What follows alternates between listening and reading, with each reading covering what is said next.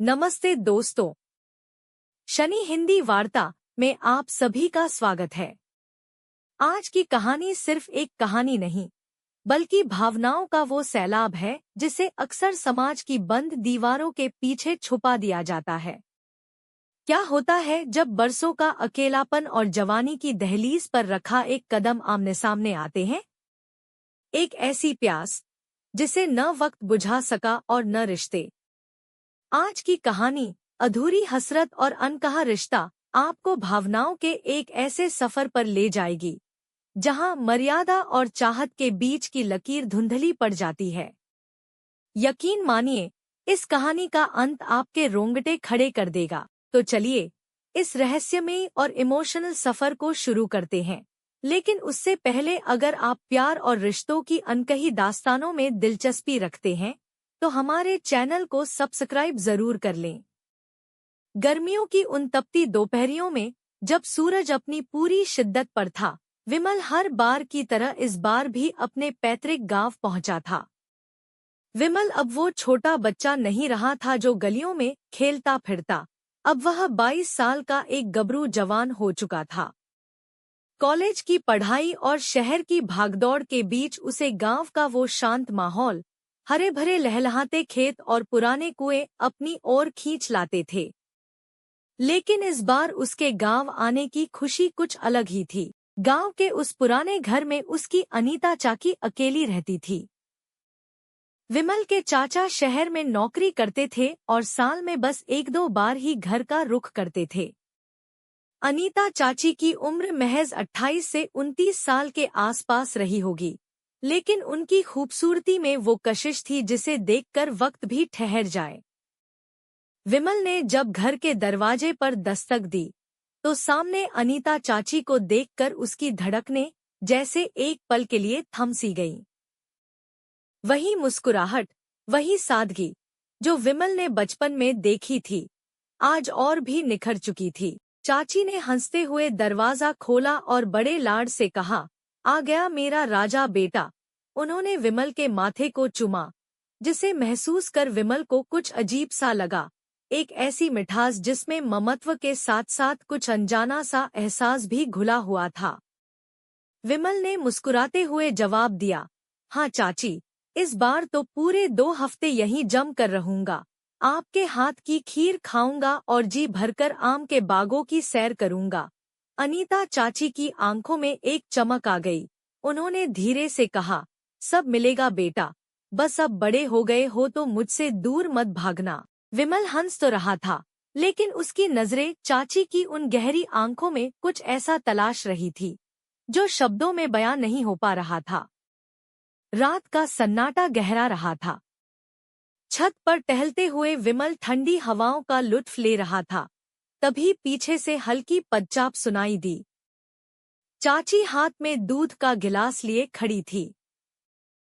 गुलाबी रंग की हल्की साड़ी, खुले बाल और होठों पर लगी हल्की सी लाली, चांदनी रात में वह किसी अप्सरा से कम नहीं लग रही थी। उन्होंने गिलास आगे बढ़ाते हुए कहा, अब तुम बच्चे नहीं रहे, शरीर को ताकत की जरूरत है, पी लो।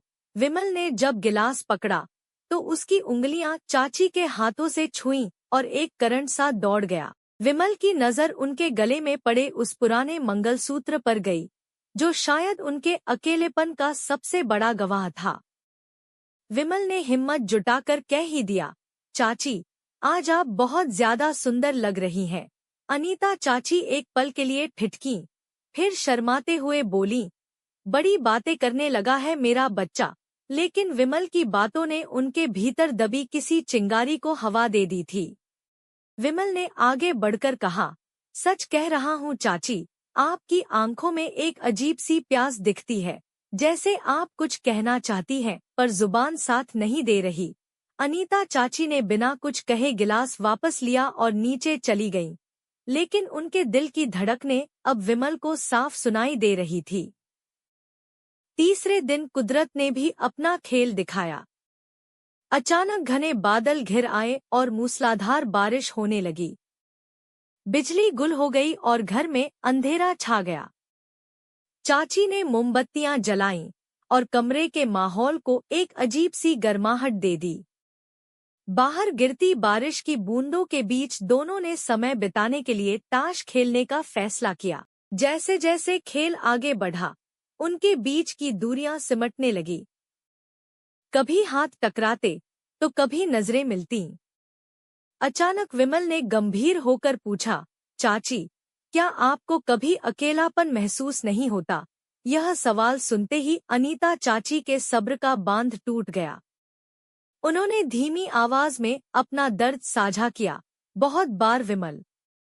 तुम्हारे चाचा साल में सिर्फ 2 बार आते हैं। लोग समझते हैं मैं खुश हूँ, लेकिन मैं भी एक औरत हूँ। मेरा भी अपना एक दिल है, अपनी कुछ ख्वाहिशें हैं।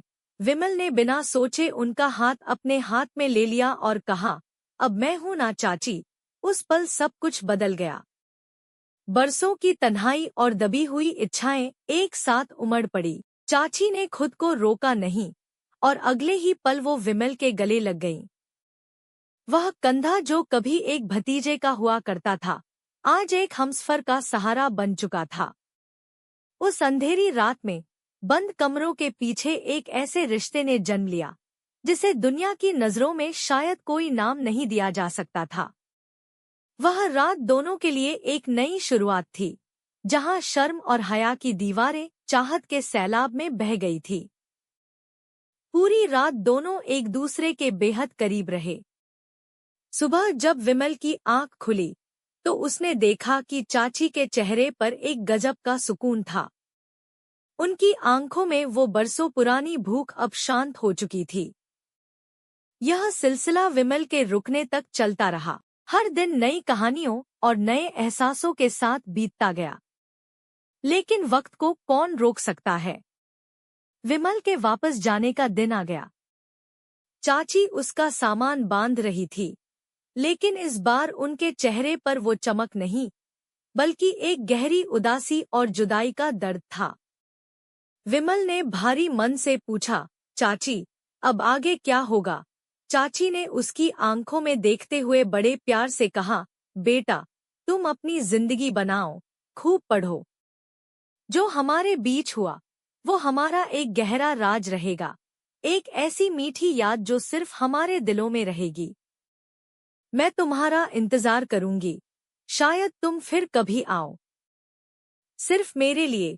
विमल बिना कुछ बोले भारी कदमों से निकल पड़ा। उसने पीछे मुड़कर देखा तो चाची अब भी दरवाजे पर खड़ी उसे ओझल होते देख रही थी।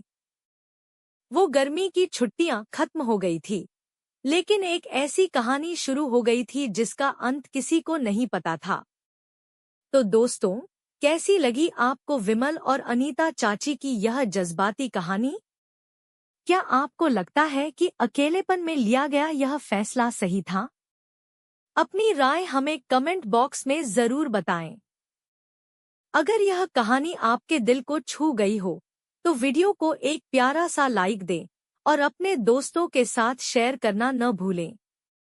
अगर आप ऐसी ही और भी दिलचस्प और अनकही कहानियां सुनना चाहते हैं तो अभी हमारे चैनल शनि हिंदी वार्ता को सब्सक्राइब करें और बेल आइकन दबाएं। हम फिर मिलेंगे एक नई दास्तान के साथ।